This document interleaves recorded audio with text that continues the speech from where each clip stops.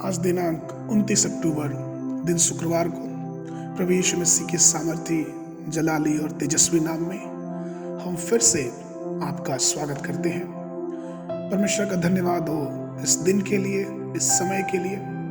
और आज के जो मनन के लिए वचन लिया गया है वह पाया जाता है रोमियो की पुस्तक उसका 9वां अध्याय उसका 21 पद। रोमियो की पुस्तक उसका 9वां अध्याय उसका 21 पद। क्या कुम्हार को मिट्टी पर अधिकार नहीं कि एक ही लौदे में से एक बर्तन आदर के लिए और दूसरे को अनादर के लिए बनाए?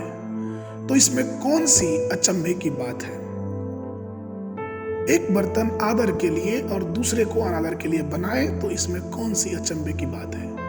परमेश्वर में मेरे प्रिय लोगों, जब हम पवित्र शास्त्र को पढ़ते हैं, जब बाइबल का हम अध्ययन करते हैं, तो हमें यह पता चलता है कि जितने भी परमेश्वर के दास जिन्होंने अपने जीवन के द्वारा परमेश्वर की महिमा को प्रकट किया और बहुत बड़े चिन्ह चमत्कार दिखाए परमेश्वर के अनुग्रह से, उन सब का जब जीवन की शुरुआत हुई तो उन्हें भी एक दर्द से, एक टूटेपन से, एक बनावट से होकर गुजरना पड़ा। इससे पहले कि वो एक सामर्थी प्रभु के सेवक के रूप में निकल के सामने आए, उनको एक परेशानी से, एक मानसिक तनाव से, एक टूटेपन से होके जाना पड़ा। जिस प्रकार से कुम्हार एक मिट्टी का बर्तन बनाने से पहले मिट्टी को लेके, उस लौदे को लेके सानता है, उसको कूटता है, उसकी सफाई करता है और फिर कुछ समय के बाद वो मिट्टी को इस योग्य बनाता है कि उस मिट्टी से वो बर्तन को बना सके। मेरे प्रियो, ऐसा ही कुछ हम जीवन में पाते हैं, परमेश्वर के वचन में हम पाते हैं। जितने भी परमेश्वर के दास एक महान दास बन के निकले, उनके जीवन में कुछ ना कुछ परेशानी, कुछ ना कुछ टूटापन, कुछ ना कुछ बनावट जरूर होके गुजरा।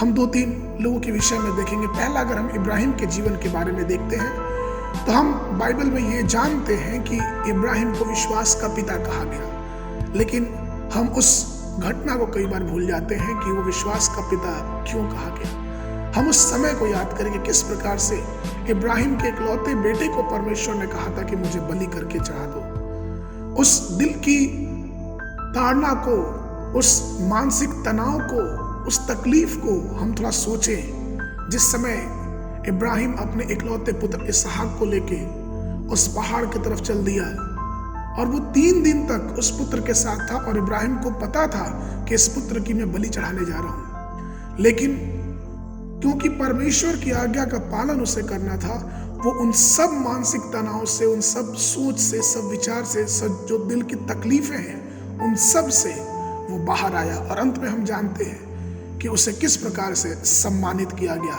परमेश्वर ने उसे पूरे जगत के लोगों के लिए विश्वास का पिता ठहरा दिया, क्योंकि उसका जो शुरुआत था, विश्वास की जो शुरुआत थी, वो 3 दिन का जो रास्ता था, वो इस इब्राहिम के लिए कितना दर्दमय, कितना तकलीफ में और कितने कठिन समयों से होके वो गुजरा होगा। कैसे ख्याल उसके मन में आए होंगे। तो परमेश्वर में मेरे प्रिय लोगों, अगर हम ये जानते हैं कि इब्राहिम विश्वास का पिता है, तो हम ये भी समझें और हमें ये भी जानने की जरूरत है कि वो समय किस प्रकार से इब्राहिम ने गुजारा, जबकि इकलौते पुत्र को ही परमेश्वर ने मांग लिया। और चूंकि जब उसने देने के लिए तैयार हो गया और वो देने ही वाला था, लेकिन परमेश्वर ने ठीक समय पे उसके लिए इंतजाम किया। और आज हम इब्राहिम के बारे में पढ़ते हैं कि वो इब्राहिम नहीं, एक साधारण मनुष्य नहीं, लेकिन वो विश्वास का पिता हमारे लिए माना जाता है और हम मानते हैं। दूसरी जो घटना है जिसको अगर हम देखें कि किस प्रकार से परमेश्वर जिस बर्तन को बनाता है उसे वो कैसे निखारता है, वो है अय्यूब की घटना। अय्यूब एक धर्मी मनुष्य जिसने कभी भी जीवन में वचन के अनुसार कोई पाप नहीं किया था, और वो यहाँ तक धर्मी था कि अपने बच्चों के लिए हमेशा ही बलिदान, हमेशा ही प्रार्थना दुआ करता रहता था। लेकिन एक दिन में अचानक ऐसा आया कि उसके बच्चे जिस घर में थे वो घर गिर गया। उसके जितने मवेशी थे, जितने भी जानवर थे, वो एक दिन में तितर बितर हो गए। और एक संत अय्यूब, एक धर्मी मनुष्य का जीवन इतनी बड़ी नुकसान को एक दिन कैसे सहा, अब अब ये अगर हम पूछना चाहें तो ये अय्यूब ही अपने उस दिल की पीड़ा को बता सकता है।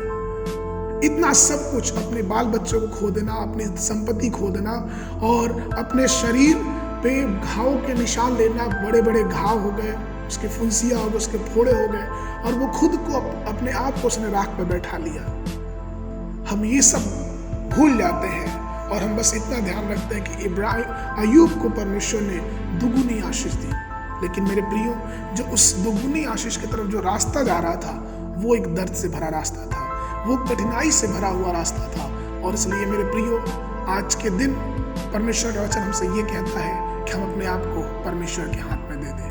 हम अपने आप को पूरी रीति से परमेश्वर के हाथ में दे दें। वो जिस मार्ग से हमको चलाना चाहता है, जिस तरह से हमें बनाना चाहता है, जिस तरह से हमारा शुद्धिकरण करना चाहता है, जिस तरह से वो हमको अपने उपयोग में लेके आना चाहता है, हम अपने जीवन को उसके हाथ में पूरी तरह से दे दें। उसकी कृपा के आगे अपने जीवन को निछावर कर दें, क्योंकि वो हमारा स्वर्गीय कुम्हार है, वो हमारा स्वर्गीय पिता है, वो हमारे जीवन को बनाने वाला है।